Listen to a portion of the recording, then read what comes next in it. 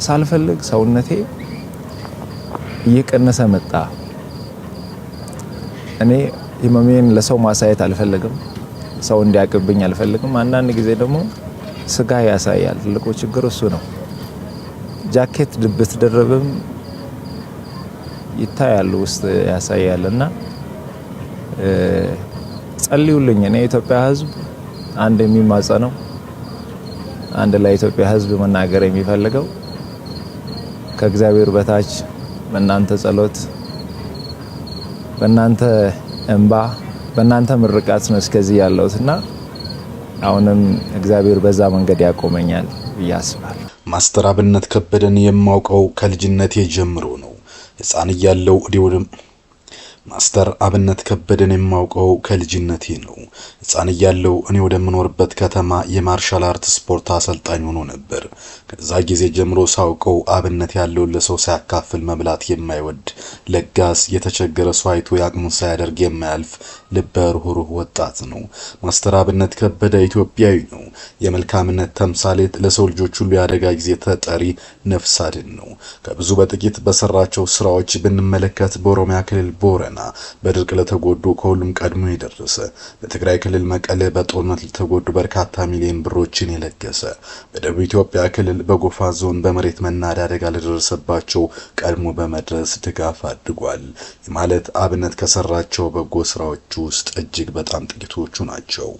ይህ ለትውልደ ኢትዮጵያን አካባቢና ቦታ ሳይለይ መድረስ የቻለው የብዙዎችንም ባላበሰው የእናቶችን ፊት ከሀዘን ወደ ደስታ ፍካት የቀየረው አብነት ሰሞኑን ደህና አይደለም። ደህና ለመሆን በቪዲዮ በታገዘ አዲስ ሚዲያ ኔትወርክ ጋር ባደረገው ቆይታም ይፋ አድርጓል። ለመሆኑ አብነት ምን አገኘው? ለኢትዮጵያ ሕዝብ ያስተላለፈው መልእክትስ ምን ይመስላል? ስለ አብነት የሚታወቁ ታሪኮችና ደግነቶቹ ምን ይመስላል የሚለውን እንንገራችሁ። ከሁሉ በፊት እናንተ ፈጣሪ ይማርህ እያላችሁ ከህመሙ ያገግም ዘንዳ በኮሜንት መልካም ምኞታችሁን እንድትገልጹ አዲስ መረጃ እየጋበዘ ወደ ታሪኩ ይገባል። መቀመጥ አልችልም። በምርመራ የማይታወቅ ታማሚ አንተ ትሆናለህ። ብትመረመር በሽታው አይገኝም አንተ ላይ፣ ህመሙ አይታወቅም፣ ግን ሳይኮሎጂካሊ ትጎዳለህ። አይምሮን እያጣህ ነው የምትመጣው፣ ራስን እያጣህ ትመጣለህ። የሆነ ሰዓት ላይ ሳትትልና ራስን ትረሳለህ። ከኔ ከጤና ሁኔታ ጋር ተያይዞ ባለው አጠገቤ ላይ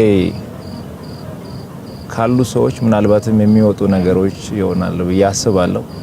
ማስተር አብነት ከበደ ሶሻል ሚዲያን ለቅንነት፣ ለበጎነት፣ ሌሎችን ለመርዳት የእናቶችን ሀዘንን ባለ ለማበስ የተጠቀመ ሰው ነው። ተጽዕኖ ፈጣሪ መሆን እንደሚቻል፣ ወግ ባህል ስርዓትን ሳይንዱ ብዙ ነገር መስራት እንዲቻል ሚሊዮኖች ተከትሎት ሚሊዮኖችን እያወጣ በርካቶችን እየረዳ ሰው ነው። በሚሰራው የበጎ አድራጎት ስራ የተቸገሩ ሰዎችን ህይወት መለወጥ እንደሚቻል በተግባር ያሳየና እያሳየ የሚገኝ ልበቀና ሰው ነው። ከሚያለቅሱ እናቶች ጋር ሲያለቅስ፣ ከታማሚዎች ጋር አብሮ ሲታመም፣ በተፈጥሮ አደጋ ለተጎዱ ወገኖች ፈጥኖ በመድረስ ይታወቃል። ማስተር አብነት ማህበራዊ ሚዲያን ተጠቅሞ እርዳታዎችን በማሰባሰብና በመለገስ የብዙዎችን እንባ ያበሰ ድንቅ ልጅ ነው። አሁን ግን ማስተር አብነት ራሱ በከባድ ህመም ላይ መውደቁን ከኤኤምኤን ጋር በነበረው ቆይታ ይፋ ሲያደርግ በርካቶች ከልብ አዝነዋል። ችግረኞችን ለመርዳት ገንዘብ እያሰባሰብኩ ዝም ብዬ መቀመጥ አልችልም የሚለው ማስተር አብነት የህመሙን ምንነት ለይቶ ባያስቀምጥም ስለመታመሙ ለማንም መናገር እንደማይፈልግ ገልጿል። ማስተር አብነት አንድ ወር ባልሞላ ጊዜ ውስጥ ብቻ 30 ሚሊዮን ብር በማሰባሰብ 5 ሰዎችን ለህክምና ወደ ህንድ ሀገር ሄደው እንዲመለሱ ማድረግ ችሏል። የበርካቶችን ጤና የመለሰው ይህ ሰው ራሱ ግን ጤናውን አጥቷል። ይህ ግን በምርመራ የማይገኝ እንዲህ ነው ተብሎ የማይገለጽ አንዳንዴም በጭንቀትና በማሰብ አእምሮ ላይ የሚደርስ ህመም ሊሆን እንደሚችል ፍንጭ ሰጥቷል። እኔ አሁን ባልተመረመረ በሽታ ውስጥ ነው ያለሁት። የሚያስጨንቀኝ ይህ ህመም በምርመራ አይገኝም፣ ራሴን እያጣው በስነ ልቦናም እየተጎዳሁ ነው ብሏል ማስተር አብነት ከበደ። ማስተር አብነት ከማንም ሰው ማስጨነቅ ስለማይፈልግ ብቻ ስለ ህመሙ ጉዳይ መግለጽ አልወደድም። የለበሰው ልብስ የሸፈነውና በሕክምና ይህን የማይባል ህመም እያስጨነቀ ይገኛል። አሁን ላይ ግን መታመሙ ከሱ አልፎ በሌሎች ዘንድ እየታወቀ በመምጣቱ ብዙዎች እየጠየቁት እንደሆነ ተናግሯል። ጉዳይ ደግሞ ማስተር አብነት ታሟል እየተባለ ከቅርቡና ጓደኞቹ እንዲሁም የተዘመዶቹ እያወሩ መሆኑ እንጂ እርሱ ሌሎችን መርዳት እንጂ አሁንም ሌሎችን ማስጨነቅ እንደማይፈልግ ገልጿል። ግን በይፋ ይህ ነው ተብሎ የሚገለጽ ህመም አለመሆኑ ደግሞ ሌላው አሳሳቢ ጉዳይ ነው። ማስተር አብነት የደረሰበትን ጉዳይና ሌሎችን ነገሮች እንዲህ በማለት ይተርካል። የእናቶችና የአባቶች እንባ ሲታበስ ማየት ደስ ይለኛል። ወንድሜ አንገቱን ቀና አድርጎ ሲሄድ ማየት፣ የኩላሊት ህመም የነበረባት እህት የተሽሏት ፈገግቷ ሲመለስ ከማየት በላይ የሚያስደስተኝ ነገር የለም። ይህ የኔ መጽናኛዬ ነው። ይህንን አይቼ እጽናናለሁ ሲል አብነት ተናግሯል። ማስተር አብነት የውስጤን በሽታ ፈጣሪ እንደሚያድነኝ አምናለሁ ብሎ ከዚህ ውጭ ሰው ማስጨነቅ ስለማልፈልግ የኢትዮጵያ ህዝብ አባቶችና እናቶች እንዲጸልዩለት ጠይቋል።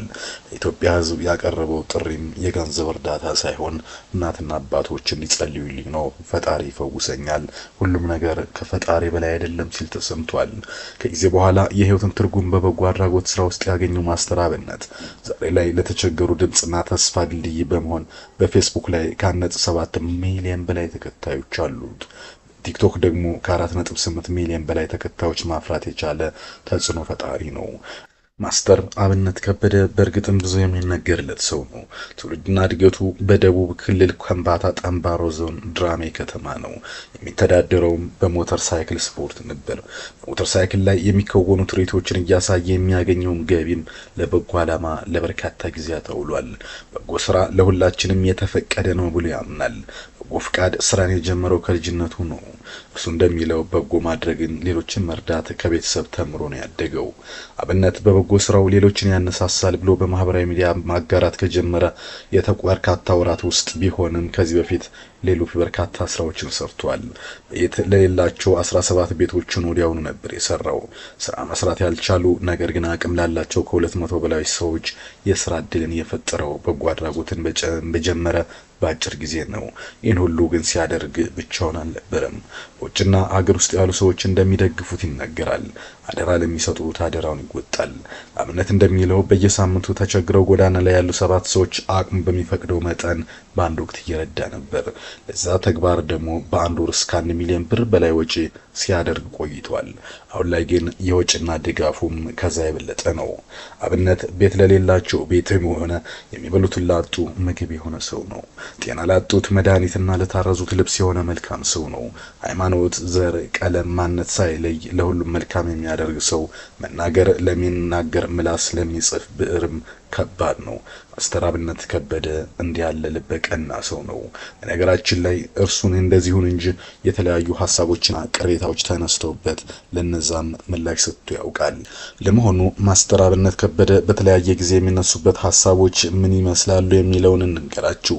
ለነዚያ ያሰጣቸው ምላሽም በትህትና የተሞላና የበርካቶችን ስሜት እየነኩ ነበሩ። ማስተር አብነት ከበደ በአንድ ወቅት ወደ ከምባታ ዞን ጉብኝት አደረገ። ይህን ተከትሎ አንዳንድ ሰዎች አብነት ስብዕናና ማንነት በማይመጥን መልኩ ሲያንቋሽሹት የማህበራዊ ሚዲያ ዘመቻም ሲከፍቱበት ተስተውሎም ነበር።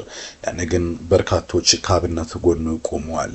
እነርሱ የሚሉት በዛ አካባቢ ባለ ይገባኛል ጥያቄና በባህል ምክንያት ከትውልድ አካባቢው ጋር ወግኗል የሚል ነበር። በእርግጥ እንዲህ አይነት ትችቶች በኢትዮጵያ የተለመዱ ናቸውና አዲስ አይደሉም። በጎ ሰዎች ሲነሱ ምክንያት መፈለግና እነሱን ጠልፎ መጣል ለረጅም ጊዜ የመጣንበት መስተካከል ያለበት ግን ጥሩ ያልሆነ ባህል ነው ብለው በርካቶች ሐሳብ አስተያየታቸውን ያንሳሉ። ከዛም በኋላ እንደገና ስለ እርዳታ አንድ ሐሳብ በተነሳ ጊዜ ማስተር አብነት ለኢትዮጵያንና ለኤርትራውያን መልእክት አስተላልፏል። በማስመሰል ሳይሆን በመሆን አምናለሁ በሚል ነበር ጽሑፉን የጀመረው። ወንድማችን ፍራኦል ኢቲቻ ጥሩ ልብ ያለው ሰው ነው። ብዙዎች በመገናኛ ብዙሃን በልግስና ስራውም የሚያውቁት ነው።